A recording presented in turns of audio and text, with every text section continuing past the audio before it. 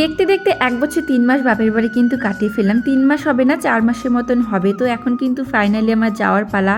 মনটা সবারই খুব খারাপ। যেদিন থেকে আমাদের পুনেতে রুম ঠিক হয়ে গেছে সেদিন থেকে আমার মা কান্নাকাটি শুরু করে দিয়েছে। তো আজকে এই ব্লগটা হচ্ছে যেদিন আমি চলে আসব তার 2 দিন আগের একটা ব্লগ। তো তার জন্য সব কিছু জুগিয়ে গুছিয়ে নিচ্ছিলাম।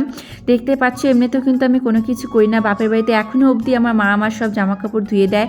বাট যখন মা যেহেতু অনেকটা বিজি ছিল, আমি চলে আসবো আমাদের জমির নতুন ধান সিদ্ধ করা থেকে, তো মার সাথে সাথে একটু আর কি হেল্প করছিলাম ধান নেড়ে দেওয়া থেকে, যেগুলো নিজের ছোটোখাটো জিনিস ছিল ধুয়ে নেওয়া, তারপরে যে তোমাদের দাদাভাইয়ের জন্য আচার বানিয়ে দেওয়া মায়ের, তারপর আমার নিজের কিছু ব্লাউজ ছিল সেগুলো বানানো।